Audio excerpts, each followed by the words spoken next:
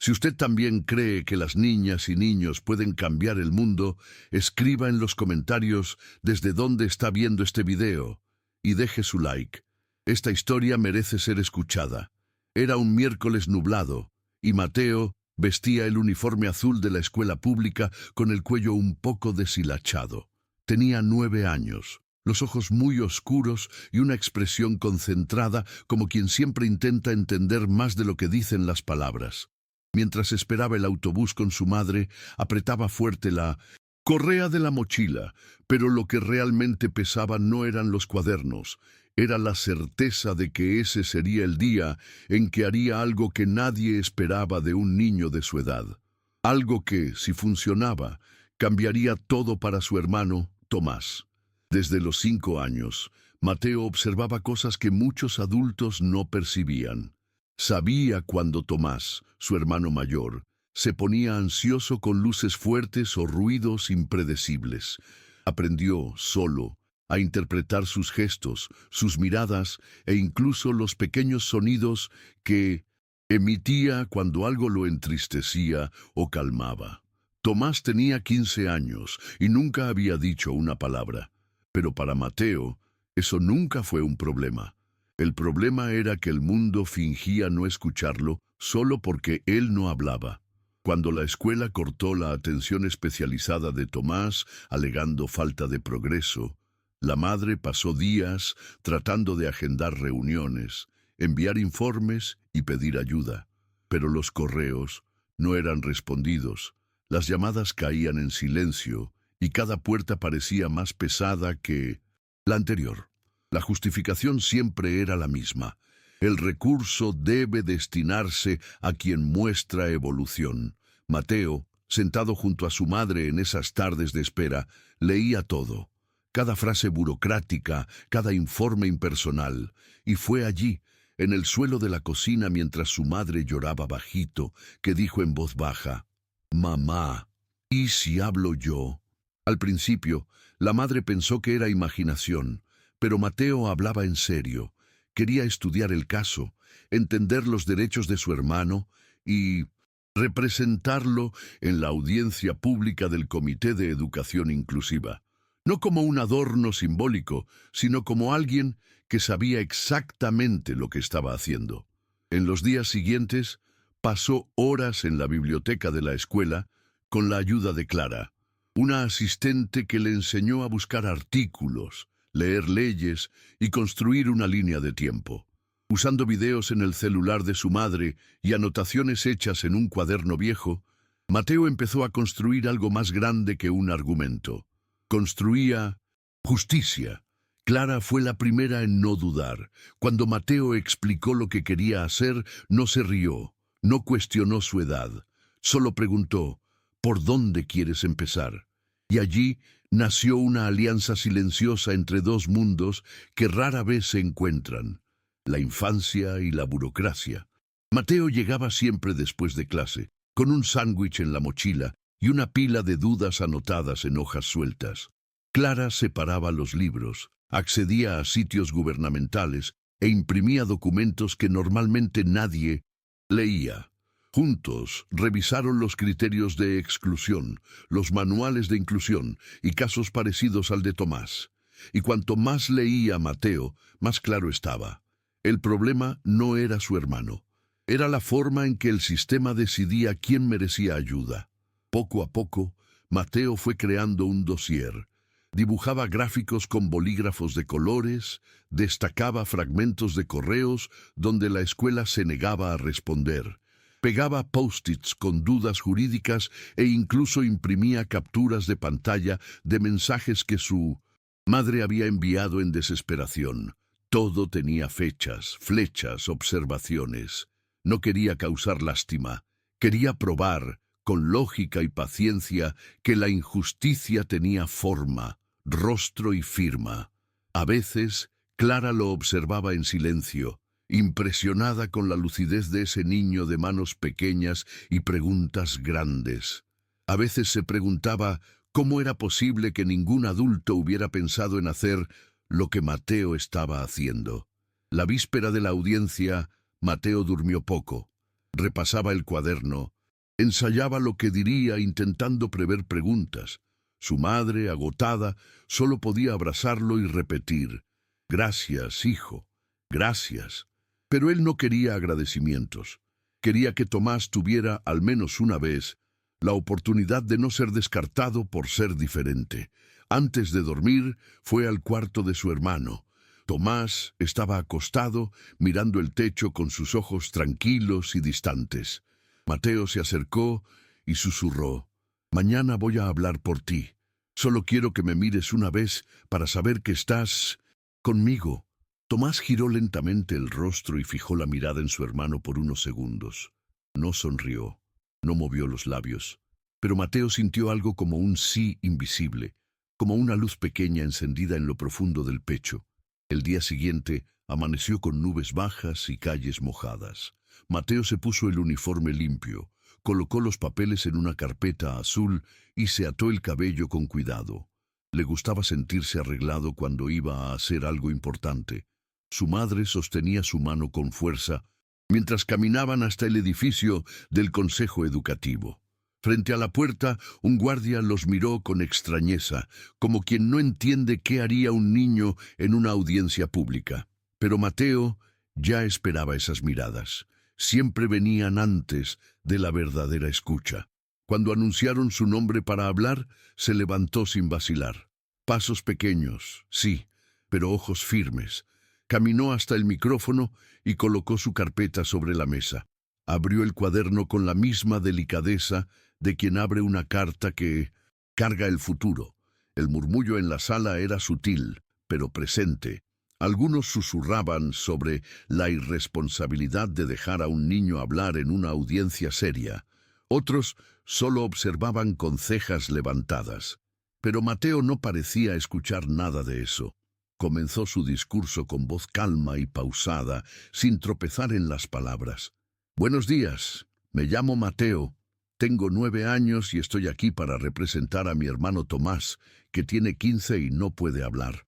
No había temblor en su voz, solo una serenidad que venía de la convicción. Abrió su cuaderno en la página con el primer gráfico, una línea simple, hecha a mano, mostrando las ausencias de atención desde que cortaron el servicio especializado. Y mientras mostraba, explicaba: «Cada punto rojo es una semana sin apoyo, cada punto azul una semana con ayuda. Como ven, desde septiembre solo hay puntos rojos». Alguien en la tercera fila se ajustó los anteojos. Otro apoyó el celular en el regazo. El público empezaba a prestar atención, no por obligación, sino por sorpresa. Mateo pasó la página. Mostró copias de mensajes intercambiados entre la madre y la escuela. Mensajes cortos, muchos sin respuesta, otros con justificaciones genéricas. «Aquí mi mamá pregunta si Tomás puede recibir terapia de lenguaje nuevamente. Esta es la respuesta. No cumple con los criterios. Y esta, no se observan avances significativos». Hizo una pausa y luego señaló un fragmento impreso del propio Manual de Directrices Educativas, donde se leía: «Todos tienen derecho a aprender, aunque no todos lo hagan al mismo ritmo». Miró a los miembros de la mesa y preguntó: «Entonces, ¿por qué mi hermano no?». Durante 2 minutos enteros, nadie dijo nada. Ni los abogados, ni los representantes de la secretaría, ni siquiera los curiosos al fondo. Mateo hojeó tranquilamente hasta la última parte del cuaderno. «Aquí están mis notas sobre lo que Tomás sí ha logrado». Era una lista de pequeñas victorias. Reconocer sonidos específicos, reaccionar con alegría a músicas, identificar emociones en expresiones faciales, sentarse por más tiempo en clase. Cada logro estaba ligado a una fecha, a una intervención concreta y a una consecuencia positiva. No todo se mide con notas. A veces, entender que alguien está triste también es aprender. A veces, no gritar cuando hay ruido ya es un logro. Dijo eso sin cambiar el tono de voz, como quien sabe que la verdad, cuando es clara, no necesita ser gritada. Finalmente, cerró el cuaderno con delicadeza. Miró alrededor y respiró hondo. Yo sé que solo soy un niño, pero mi hermano no puede hablar, y si él no puede hablar por sí mismo, no es justo que yo lo haga. No había lágrimas ni súplicas, solo ese silencio denso que queda cuando algo verdadero se dijo con precisión. Una señora en la esquina limpió sus ojos con un pañuelo. Uno de los representantes bajó la cabeza, y por un instante nadie allí pensó en la edad de Mateo. Pensaron en Tomás, y en cuántos niños como él habían sido dejados atrás sin que nadie dijera nada. Después que Mateo volvió a su asiento, hubo un breve receso. Los miembros de la mesa necesitaban deliberar, pero nadie parecía saber exactamente qué decir.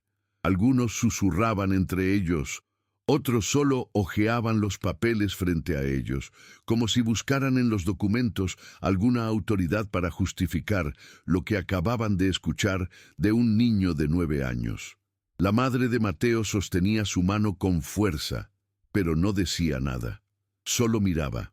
Miraba con esa expresión que mezcla orgullo y asombro, como si solo en ese instante estuviera comprendiendo la magnitud de lo que su hijo había hecho. Uno de los consejeros pidió la palabra. Dijo que el discurso de Mateo sería considerado con el debido respeto y que la comisión se comprometía a revisar la decisión anterior. Fue un discurso diplomático, casi protocolar, pero la larga pausa antes de continuar reveló algo más. La verdad es que nos recordó algo esencial, que ningún informe vale más que una mirada honesta, y eso es lo que Mateo nos trajo hoy.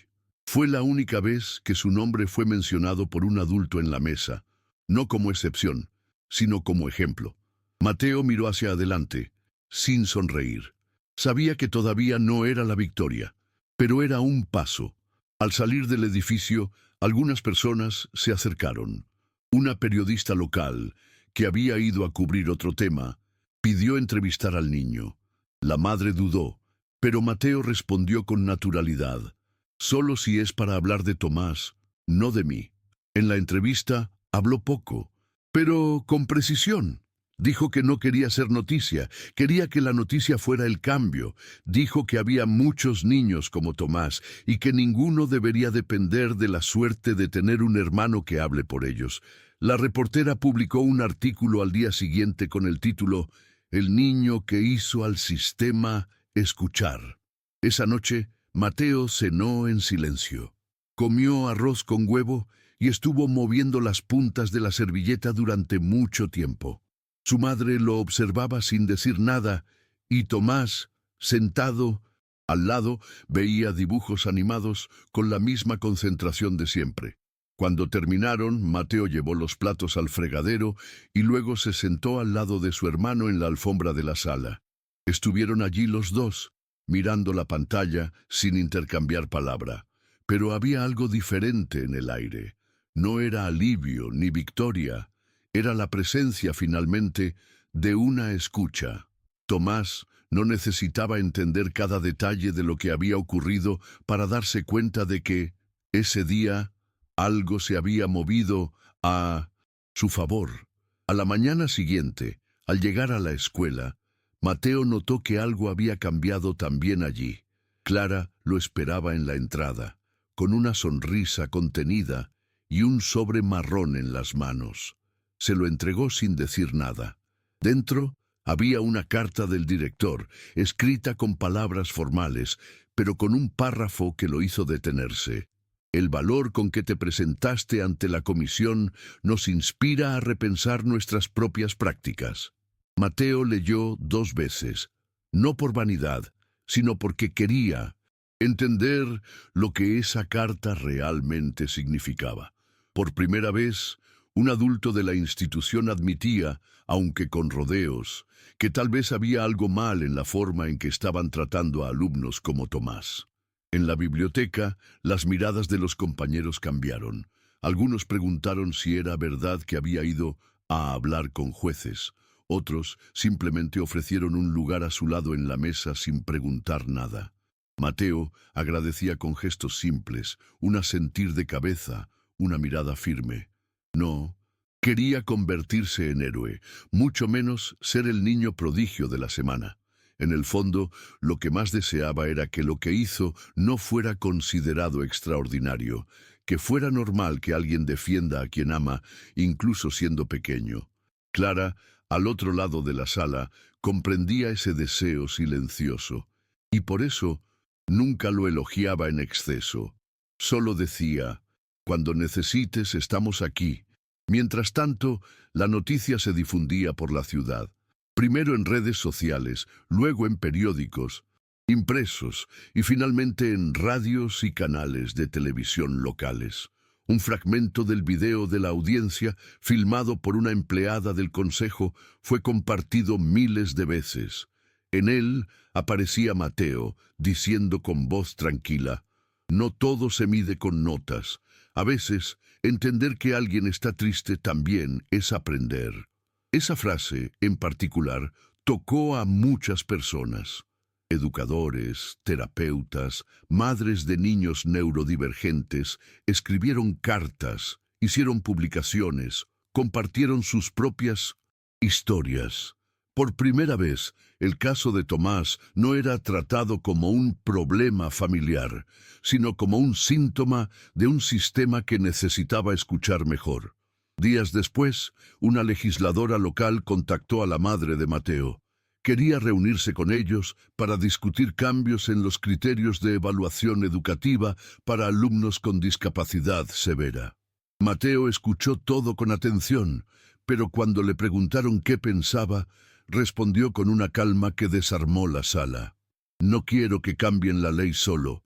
Por Tomás, quiero que lo hagan por los que no tienen a nadie que hable por ellos». La frase quedó anotada en el cuaderno de la legisladora como un recuerdo del porqué de su trabajo. No se trataba de excepciones, era sobre justicia y sobre el coraje de un niño que entendió eso antes que muchos adultos. A pesar de la atención repentina, la rutina de Mateo no cambió mucho. Seguía despertándose temprano, arreglando la cama con precisión casi matemática y preparando el almuerzo de su hermano antes de salir para la escuela.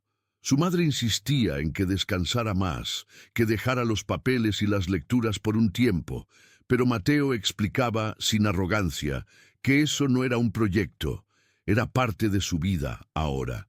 «Ya vi cómo es cuando nadie escucha. No quiero volver a mirar eso sin hacer nada». La frase, dicha con sencillez mientras doblaba sus medias, tenía un peso que su madre no podía ignorar. Había algo en ese niño que iba más allá de la inteligencia. Era una especie de compromiso interior, una brújula moral que lo guiaba incluso en silencio. Tomás, por su parte, parecía más tranquilo. Todavía no hablaba, aún reaccionaba con incomodidad a cambios bruscos o ambientes ruidosos, pero algo en él había cambiado. Mateo lo notaba en los gestos pequeños, cuando el hermano lo esperaba en la puerta con el abrigo listo, o cuando aceptaba sentarse a su lado por más tiempo sin levantarse abruptamente. La conexión entre ellos, que siempre existió en silencio, ahora parecía tener más espacio para respirar. Mateo entendía que no había magia, solo la oportunidad, finalmente, de ser vistos como familia y no como estadística. El amor, cuando tiene espacio para existir sin vergüenza, se convierte en fuerza. En la escuela, Clara propuso un proyecto de lectura enfocado en historias de inclusión, inspirado por el discurso de Mateo.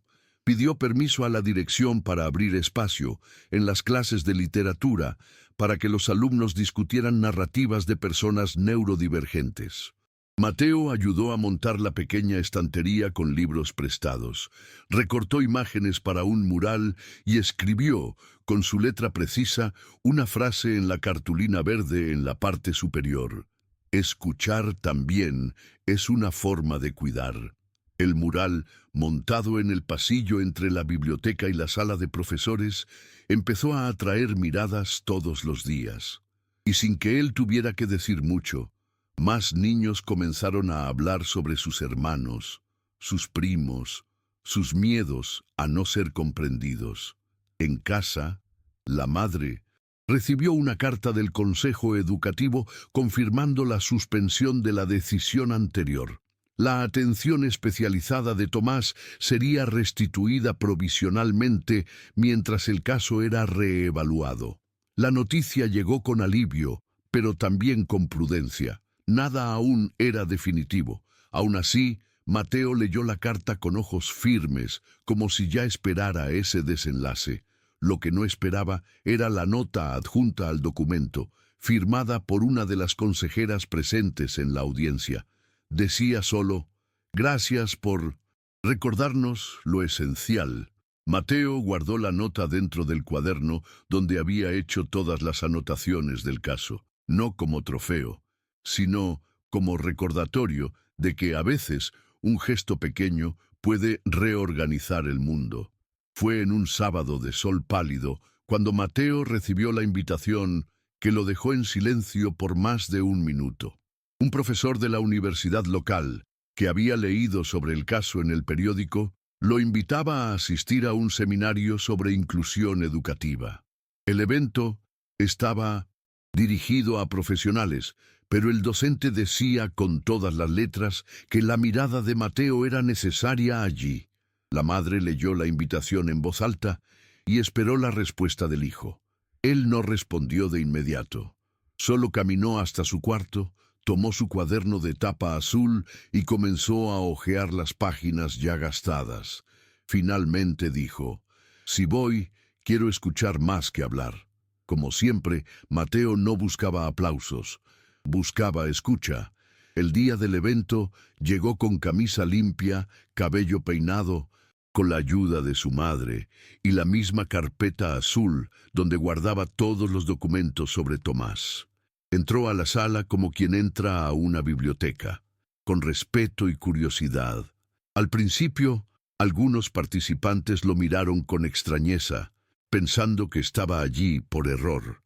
Pero cuando Mateo levantó la mano para hacer una pregunta al final de una charla, la sala se silenció con atención inesperada.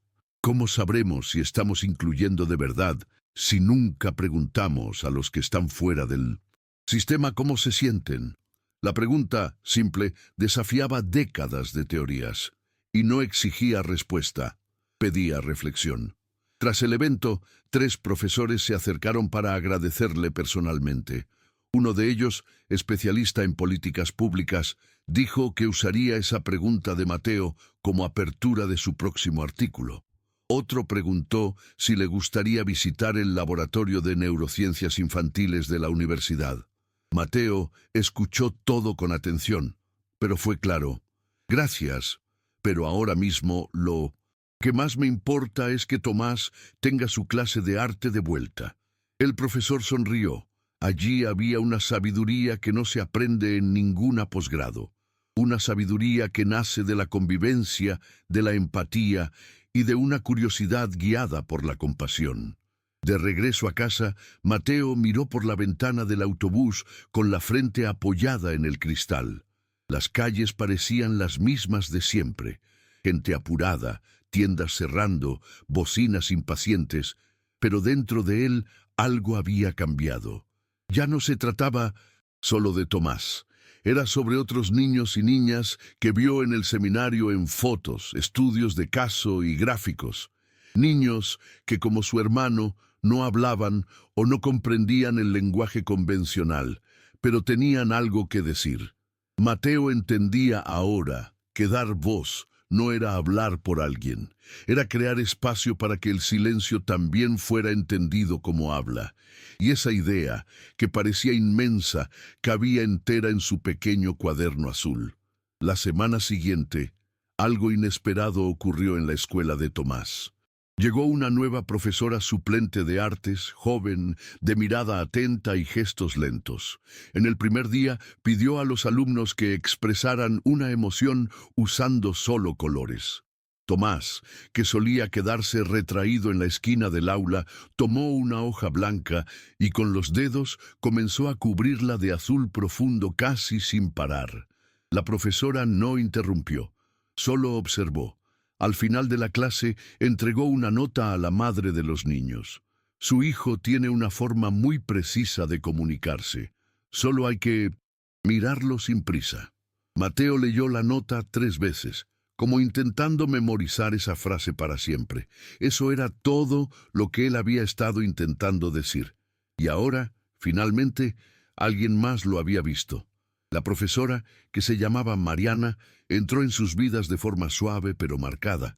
En pocas semanas empezó a enviar pequeños informes a la familia, no con métricas frías, sino con observaciones sensibles. Hoy Tomás toleró la música suave por 15 minutos. Sonrió cuando vio el color amarillo. Esos relatos se volvieron una especie de diario paralelo para Mateo, que los pegaba en el cuaderno azul como pruebas vivas de que su hermano no estaba detenido en el tiempo, estaba floreciendo a su ritmo. La escuela, poco a poco, empezó a ajustar sus protocolos, y eso no ocurrió por decreto. Ocurrió porque un niño de 9 años mostró lo que los ojos apurados no veían. Clara, en la biblioteca, decidió ampliar el proyecto. Con apoyo de la dirección, creó un club de lectura inclusiva, abierto también a familias. La primera ronda contó con la presencia de la madre de Mateo, que leyó un fragmento del diario que mantenía desde que Tomás era bebé. Leyó con voz temblorosa, pero firme, mientras Mateo sostenía su mano. Al terminar, una señora se acercó y dijo: «Siempre pensé que mi nieto estaba solo. Ahora veo que hay muchos como él, solo que no sabíamos dónde encontrarnos». El club se volvió punto de encuentro, red de apoyo, espacio de intercambio. Y todo comenzó con el coraje de un niño que decidió hablar cuando nadie más lo hacía. En una de esas reuniones, Mateo se quedó sentado en silencio, escuchando a los demás. Una madre contó que su hijo autista había sido transferido de escuela 3 veces. Otra dijo que su niño ya no aceptaba salir de casa. Mateo escuchaba con atención, sin interrumpir. Cuando le preguntaron si quería decir algo, negó con la cabeza y respondió: «Hoy no quiero hablar, hoy solo quiero escuchar». Y hubo un respeto profundo en ese gesto, porque Mateo, a pesar de ser reconocido por su discurso, sabía que escuchar también era una forma de cambiar el mundo. Y en ese círculo de voces cansadas, su escucha era quizás el gesto más revolucionario de todos. Al final del trimestre, la dirección de la escuela organizó una reunión extraordinaria con padres de alumnos neurodivergentes. Por primera vez, la agenda no era la falta de recursos o el comportamiento de los niños, era escuchar a las familias. Mateo fue invitado a participar como oyente. Se sentó junto a su madre y durante 2 horas escuchó historias de dolor, resistencia y también de pequeños avances. Uno de los coordinadores, al cerrar la reunión, dijo: «Este encuentro no es para cerrar un ciclo, es para abrir uno nuevo».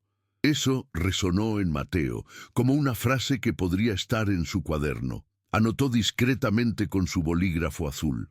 Sabía que, en educación, abrir ciclos siempre es más difícil que cerrarlos. Al salir, una señora lo alcanzó en el pasillo. Tenía en las manos una foto antigua de su nieto, ahora adulto, que había pasado la infancia siendo llamado difícil. Se la mostró a Mateo con ojos llorosos y dijo: «Ojalá alguien como tú hubiera hablado por él hace años». Mateo sostuvo la foto por unos segundos. No dijo nada, pero la devolvió con cuidado, como si devolviera un recuerdo precioso. Aprendió, con el tiempo, que no todo dolor pide respuesta. Algunos solo necesitan ser reconocidos, vistos de verdad. Y eso, ver de verdad, quizás era su mayor habilidad. Mientras tanto, Tomás seguía con sus pequeñas victorias. En casa empezó a participar de momentos antes imposibles, ayudar a poner la mesa, elegir la música de la radio o simplemente sentarse al lado de su hermano mientras él leía en voz alta. La comunicación entre ellos seguía siendo silenciosa, hecha de gestos, miradas y una intimidad construida en el detalle. Mateo sabía que la lucha estaba lejos de terminar, que habría nuevos recortes, nuevas resistencias, nuevos obstáculos burocráticos. Pero ahora también sabía que no estaba solo, y que, aunque fuera un niño, ya había dejado una huella que ninguna regla podría borrar. Fue en una mañana de lunes que Mateo recibió una carta diferente. Venía con un sello del Ministerio de Educación y su nombre impreso con cuidado. Dentro había una invitación para participar en una comisión consultiva infantojuvenil, recién formada para revisar políticas de inclusión. La carta decía: «Su mirada ha revelado lo que la técnica no alcanza. Queremos aprender con usted». Mateo leyó la carta 3 veces antes de mostrarla a su madre. Luego se quedó en silencio un rato, sentado al borde de la cama con el cuaderno abierto en el regazo. Finalmente dijo en voz baja: «Si acepto, quiero que Tomás venga conmigo, aunque sea solo a sentarse al lado». No necesitaba escenario, necesitaba presencia, porque todo lo que había hecho hasta entonces había empezado con una simple pregunta: ¿no es justo que yo lo haga por él? La ida a la capital para la primera reunión de la comisión fue una experiencia nueva para toda la familia. Viajar en autobús, llevar viandas, compartir un cuarto pequeño en una pensión modesta. Nada de eso parecía molestar a Mateo. Estaba entusiasmado, pero también callado, como si quisiera absorber cada detalle.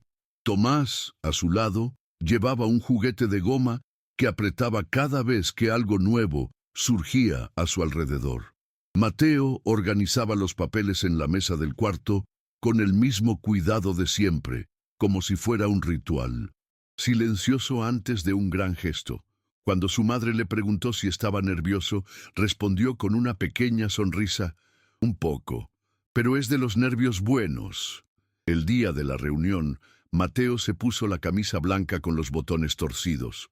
Todavía se le dificultaba abotonarlos, y sujetó los papeles con una liga azul. Al llegar, Tomás se quedó con la madre en la sala de espera, mientras Mateo fue llevado a la sala principal donde otros jóvenes, adolescentes en su mayoría, ya estaban sentados. Era el más pequeño de todos, pero no parecía fuera de lugar. Cuando llegó su turno de hablar, no leyó un discurso, solo contó lo que vivió. Habló de Tomás, de la escuela, del silencio de los adultos y del coraje que nace cuando se ama a alguien que no puede defenderse. «No soy un experto, solo soy un hermano que aprendió a escuchar», dijo. Y de nuevo, el silencio en la sala no fue de duda, fue de respeto. Después de la reunión, un consejero se acercó y dijo que quería conocer a Tomás. Mateo asintió y lo llevó hasta la sala de espera. Tomás estaba sentado con audífonos, tranquilo, observando a la gente pasar. El consejero se agachó y dijo solo: «Gracias por venir». Tomás no respondió, pero extendió la mano con el juguete azul. El hombre lo tomó, sonrió y se lo devolvió con delicadeza. No fue una escena grandiosa, pero para Mateo eso significaba todo. Era el reconocimiento de la existencia de su hermano, no como un caso, sino como una persona. Y eso era lo que siempre quiso, que Tomás fuera visto sin tener que probar nada. De regreso a casa, en el autobús nocturno, Mateo apoyó la cabeza en el hombro de su hermano. La madre dormía en el asiento de adelante. Las luces de la carretera pasaban rápidas por la ventana, dibujando franjas de luz en el techo del vehículo. En su regazo, el cuaderno azul ahora tenía nuevos papeles engrampados, notas de agradecimiento, fotos de la reunión, un folleto del ministerio con su nombre impreso. Pero esa noche no hojeó nada. Solo se quedó ahí en silencio al lado de Tomás. Porque había días en que hablar era urgente, pero había otros en que solo estar, con amor, con firmeza, con escucha, ya era suficiente para cambiar el mundo. Con el pasar de las semanas, Mateo volvió a la rutina escolar, pero algo había cambiado definitivamente. Las profesoras comenzaron a mirar con más atención a los alumnos que antes pasaban desapercibidos. En la biblioteca, Clara organizó una nueva estantería, Voces que no se oyen, donde cada libro trataba sobre personajes que expresaban el mundo de formas diferentes. Mateo ayudaba a elegir los títulos, leía resúmenes, opinaba sobre los temas. Se convirtió en una referencia, pero sin nunca buscar ese lugar. Siempre que le preguntaban por qué se involucraba tanto, respondía con sencillez: porque no quiero que nadie más tenga que gritar para ser visto.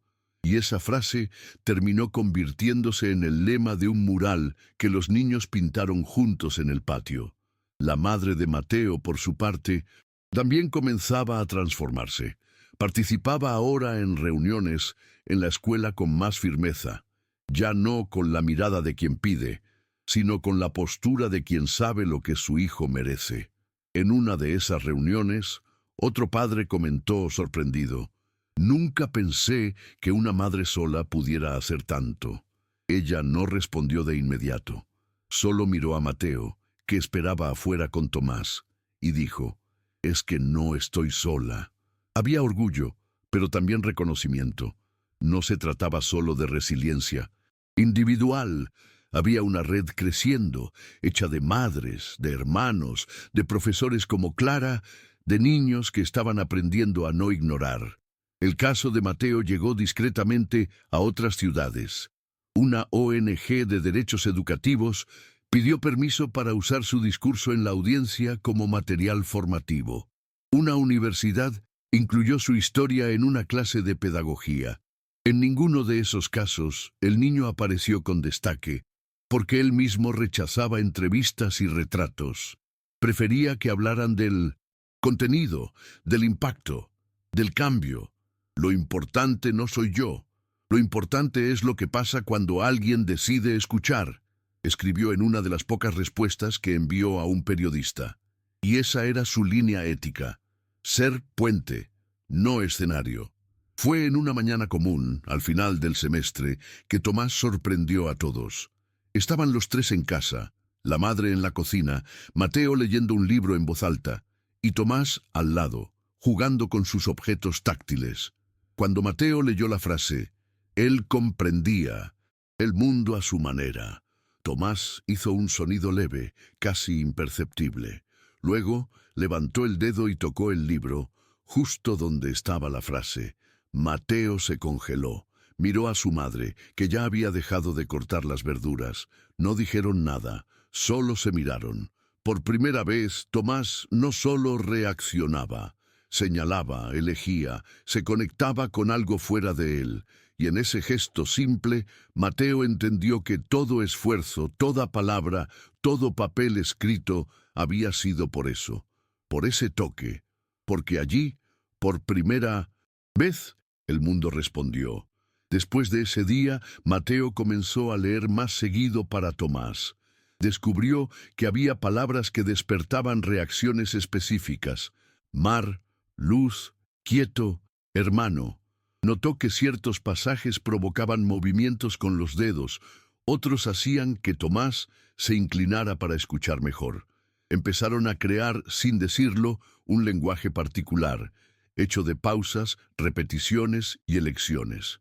Mateo anotaba todo en el cuaderno azul, no como registro científico, sino como testimonio de algo que florecía. Cada anotación venía acompañada de una fecha, como quien marca el crecimiento de una planta. Era su forma de no dejar que esos descubrimientos se perdieran en el día a día, como tantas veces había ocurrido antes. En la escuela de Tomás, los efectos de la audiencia aún resonaban. La nueva profesora de artes propuso una actividad en la que los alumnos crearían una máscara de silencio. un trabajo simbólico sobre las cosas que no pueden decir con palabras. Tomás pintó la suya con capas superpuestas de azul y blanco. En el centro puso pequeños pedazos de papel con texturas diferentes, pegados en espiral. Cuando Mateo vio el trabajo durante la exposición en el pasillo de la escuela, sintió un nudo en el pecho. Así es como él vive el día, pensó, y entonces entendió. Tomás no necesitaba aprender a expresarse como los demás. Los demás tenían que aprender a escuchar como él hablaba. Clara invitó a Mateo para ayudar en un taller con alumnos más pequeños sobre modos de comunicación. Era una actividad simple, donde los niños serían incentivados a expresarse con gestos, dibujos, objetos. Al principio, muchos rieron, jugaron sin foco, pero Mateo los condujo con calma. Explicó que a veces el cuerpo habla, que un color puede decir «tengo miedo», que una línea torcida puede significar «quiero estar solo». Poco a poco, el aula se silenció de otra manera. Un silencio de escucha activa, de respeto. Al final del taller, una niña levantó la mano y dijo, «Mi hermano tampoco habla, pero creo que ahora lo entiendo más». Mateo no respondió, solo sonrió. Sabía que esa era la mayor respuesta posible. En casa, al final de una noche tranquila, Mateo observó a su hermano dormir. Tomás estaba acostado de lado, con el rostro relajado y la respiración regular. Al lado de la cama había un cuaderno nuevo. No era el azul de siempre, sino un cuaderno hecho por Mateo, especialmente para él. Hojas con texturas, figuras que podían recortarse, espacios en blanco, donde podrían pegar lo que quisieran. Dejó el cuaderno allí, con un lápiz grueso sujeto por una liga. Luego, apagó la luz, cerró la puerta despacio y se fue a acostar. No sabía si Tomás usaría el cuaderno, pero en ese momento eso no importaba. Lo importante era que ahora tenía un lugar donde su lenguaje sería bienvenido, aunque nadie aún lo entendiera por completo. Poco tiempo después, la escuela pública de Mateo anunció un nuevo protocolo, la creación de comités de escucha, pequeños grupos formados por alumnos, profesores y empleados dedicados a registrar sugerencias, preocupaciones y relatos de los estudiantes, incluso aquellos que no podían expresarse verbalmente. La idea surgió de una reunión entre Clara, la directora, y dos profesores que habían seguido la trayectoria de Mateo. Cuando le preguntaron si quería participar como representante del comité, Mateo aceptó con una condición, que los niños no verbales también pudieran estar presentes, aunque solo como observadores. Porque no siempre se necesita hablar para participar, explicó, y nadie más cuestionó. En la primera reunión del comité, Mateo llegó con una bolsa de cartón. De dentro sacó objetos simples, una pelota antiestrés, una regla colorida, un bloc de papel en blanco, un lápiz con punta gruesa, unos audífonos con almohadillas. Puso todo en el centro de la mesa y dijo, «Esto también es comunicación». Luego repartió tarjetas donde los niños podían dibujar o escribir cómo se sentían ese día. Un niño pequeño de la clase especial dibujó un remolino azul y señaló hacia él. Mateo preguntó, «¿Te sientes así?» El niño asintió. Por primera vez, se registró en el informe de la escuela que había expresado una emoción de manera espontánea. Y eso no hubiera ocurrido sin ese remolino azul. Tomás, en casa, comenzó a usar el cuaderno nuevo de forma sorprendente. Pegaba pedazos de tela, dibujaba formas circulares con crayones, y una vez incluso dejó una página toda marcada con las puntas de los dedos, como si estuviera probando texturas. Mateo hojeaba las páginas por la noche con cuidado, tratando de entender qué quería decir su hermano con eso. No buscaba lógica inmediata, solo presencia. A veces escribía al lado, «¿Esto significa calma?» o «¿Te gustó el día?». No había respuesta escrita, pero algunos días Tomás señalaba la anotación con un leve toque. Era una conversación en construcción. un idioma secreto que no dependía de gramática, solo de amor, tiempo y curiosidad. La madre, al observarlos, comenzó a verlos no más como el hijo que cuida y el hijo que necesita ser cuidado, sino como dos niños que crecían juntos, cada uno a su manera. En una tarde de sábado, sentados a la mesa con rebanadas de pan y té tibio, dijo: «Lo que hiciste por tu hermano cambió muchas cosas». Mateo levantó los ojos masticando despacio. «No lo hice solo por él, mamá. Lo hice por todos los que no pueden decir «me duele». Ella sostuvo su mano, con los ojos llenos, y en ese apretón silencioso, reconoció que su hijo de 9 años había hecho lo que muchos adultos pasan toda la vida intentando hacer: dar sentido al silencio. Con el tiempo, Mateo empezó a ser invitado a hablar en encuentros regionales sobre educación inclusiva. Siempre aceptaba con la misma condición: ninguna palabra debería sustituir la escucha.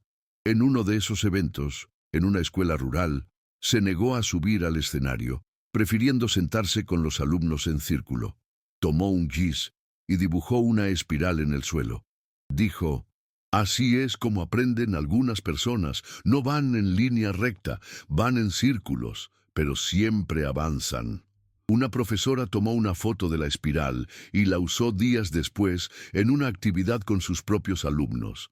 En poco tiempo, la imagen se viralizó entre educadores, acompañada de la leyenda: «La espiral de Mateo».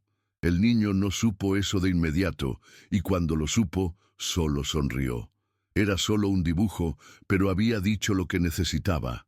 Mientras tanto, Tomás seguía con sus pequeñas grandes conquistas.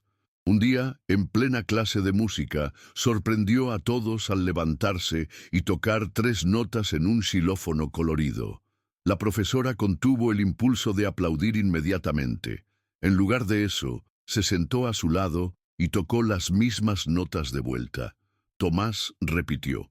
Así estuvieron varios minutos. Un intercambio sin palabras, una conversación hecha de sonido y paciencia. Cuando Mateo supo, corrió a la escuela para ver el instrumento. Pasó los dedos sobre las teclas de madera y dijo: «Entonces, también habla con música». Y allí, en ese gesto de reconocimiento, se ampliaba aún más el idioma silencioso entre los dos hermanos.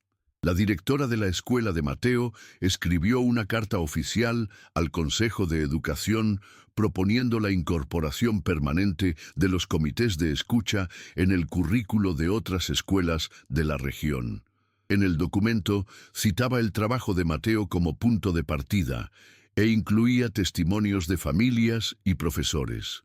Una de las frases decía: «Aprendimos que una escuela que escucha también aprende».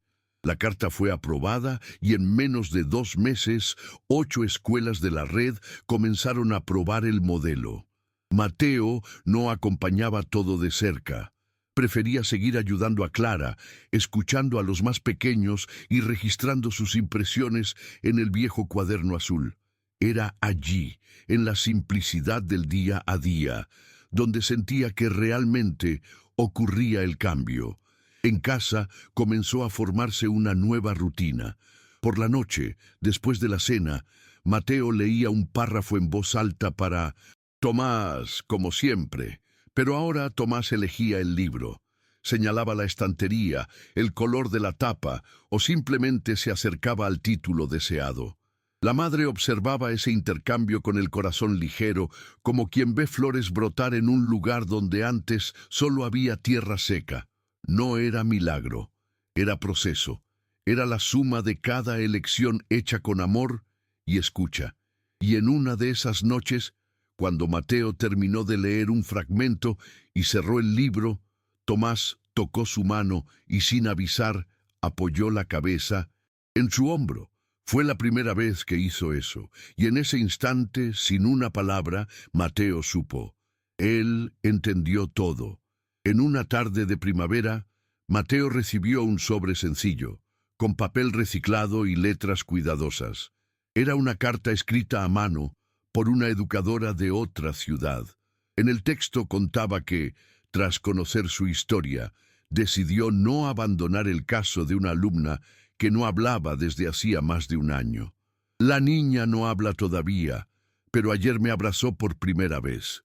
Gracias por recordarme que eso también es lenguaje. Mateo leyó la carta 3 veces, luego la guardó en el cuaderno azul, entre las páginas con anotaciones sobre Tomás. No contó a nadie ese día, solo miró por la ventana, donde su hermano jugaba en el patio y pensó, quizá así es como ocurre el cambio, despacio, en silencio, como una semilla. Al mes siguiente, la escuela de Tomás organizó una pequeña ceremonia para celebrar las actividades inclusivas del año. Invitaron a familias, alumnos y profesores para compartir sus experiencias. La nueva profesora de artes sugirió que Tomás fuera homenajeado con una exposición de sus trabajos táctiles.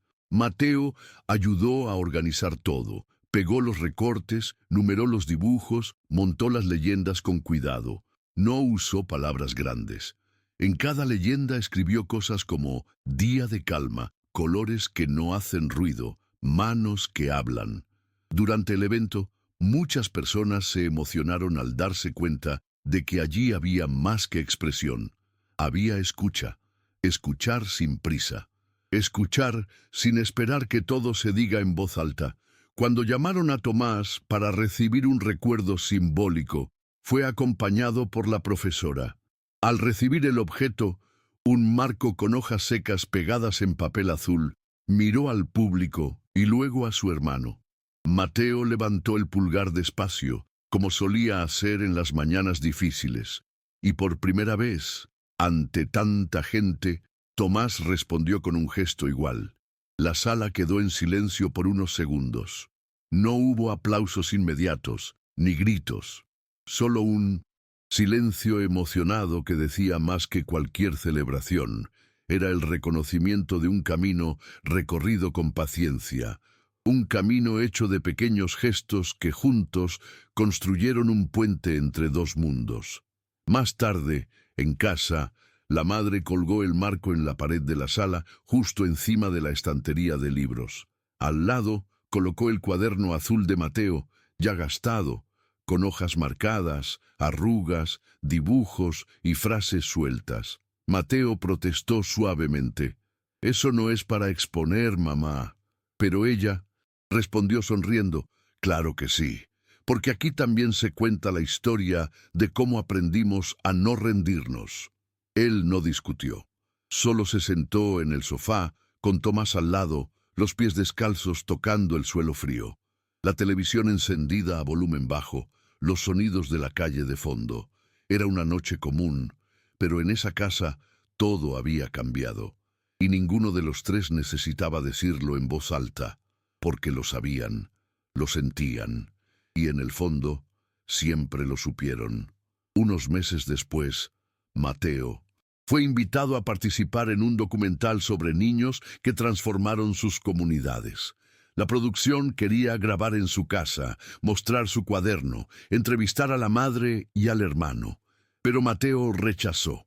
Explicó con la misma serenidad de siempre que su objetivo nunca fue aparecer y que la historia de Tomás no necesitaba ser registrada con cámaras.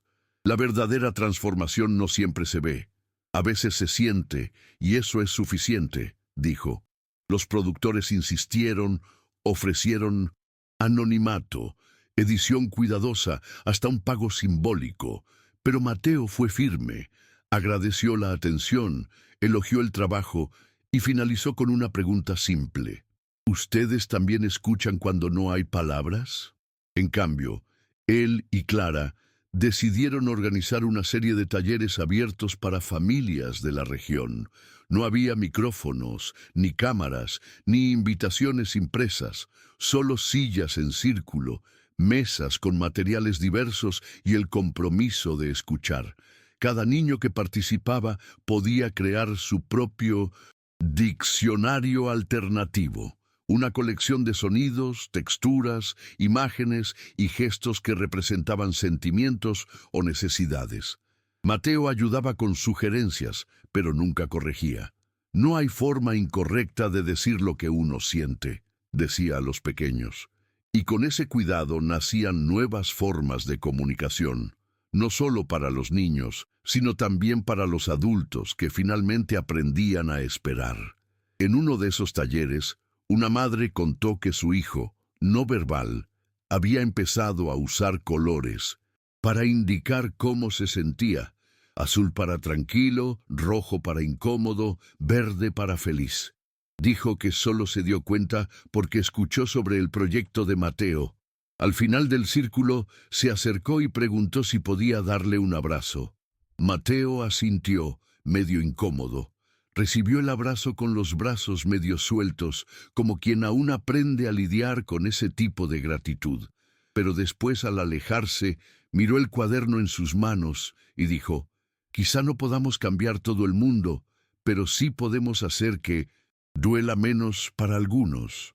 Una noche, mientras ordenaba su mochila para el día siguiente, Mateo encontró una hoja suelta entre los libros. Era una de las primeras páginas del cuaderno azul, donde había escrito meses atrás la frase que dijo en la audiencia: si él no puede hablar por él mismo, no es justo que yo lo haga. Leyó con atención. Luego tomó un lápiz y escribió debajo: ahora ya no estoy solo. Luego rompió la hoja con cuidado, dobló en 4 partes y la puso en el bolsillo de la chaqueta de Tomás, que ya dormía. No para que él la encontrara, sino para que la llevara consigo, porque ahora todo lo que habían vivido no era más una lucha aislada, era parte de un lazo, de una historia mayor que empezaba donde el silencio había vivido tanto tiempo. A la mañana siguiente, Tomás se puso la chaqueta sin notar el papel doblado en el bolsillo. Mateo no comentó, solo observó desde lejos mientras su hermano se preparaba para salir. El día sería común: escuela, biblioteca, almuerzo, en casa. Pero ahora los días comunes tenían otro peso. Eran conquistas. Cada paso de Tomás hacia la puerta era también un recordatorio de todo lo que habían vencido juntos. Cuando el autobús se detuvo, Tomás giró el rostro y miró a su hermano. Mateo saludó con la mano. El autobús siguió y él se quedó allí unos segundos, como quien aún necesita ver al vehículo doblar la esquina para creer que eso era real. Luego respiró hondo y volvió adentro, donde el mundo seguía, y él también. En la biblioteca, Clara lo esperaba con una novedad. Había recibido una caja de libros donados por una editorial independiente, todos enfocados en educación inclusiva e historias de comunicación alternativa.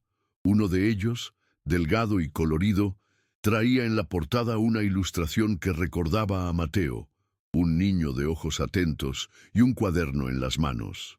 Al hojearlo, vio que la última página tenía una dedicatoria manuscrita: para quienes aprendieron a escuchar sin miedo. Clara no dijo nada, solo le entregó el libro con una sonrisa contenida. Mateo guardó el ejemplar en la mochila, sin prisa. Sabía que algunos libros deben leerse despacio, como ciertas historias que uno vive antes de entender. Esa noche, Tomás encontró la nota en el bolsillo. Se sentó en el sofá, abrió el papel despacio y pasó los dedos por las palabras, como si pudiera sentir el sonido de ellas con la piel. No habló, ni señaló, pero guardó la nota en una caja donde ponía objetos que le gustaban: cintas, hojas secas, botones. Era el lugar donde archivaba sus recuerdos a su manera. Cuando Mateo vio eso, no necesitó preguntar nada. Sabía lo que eso significaba. Sabía que, de alguna forma, Tomás había entendido que ese pedazo de papel era más que una frase. Era un pacto. El fin de semana siguiente salieron juntos a caminar hasta la feria del barrio. La gente ahora los saludaba con más calidez, los llamaban por su nombre, preguntaban por Tomás con respeto. No era fama, era reconocimiento, y eso bastaba. Mientras caminaban, Tomás sostenía una cuerda corta que usaba para orientarse. Mateo iba al lado, atento a las señales, pero sin interferir. Por primera vez en mucho tiempo, No sentía que necesitaba traducir todo. Sabía que el mundo todavía tenía mucho que mejorar, pero también sabía que en ese pequeño trayecto entre casa y feria algo ya era diferente, porque ahora había ojos que veían, oídos que escuchaban, corazones que se abrían con más cuidado. Y si usted llegó hasta aquí, tal vez se esté preguntando qué exactamente cambió Mateo. La respuesta es simple: cambió la forma en que las personas escuchan lo que no se dice. Mostró que la inteligencia no reside solo en los diplomas o en las palabras difíciles, sino en el gesto exacto de estar presente cuando nadie más está. Mateo no quería premios, ni medallas. Quería que nadie más quedara sin voz por no saber hablar. Y esa mañana, en esa audiencia olvidada de un sistema frío, con un cuaderno azul y el coraje de quien ama, hizo exactamente eso. Transformó el silencio en lenguaje y demostró que sí, hay niños que cambian el mundo, con la fuerza suave de quien solo dice: aquí falta algo.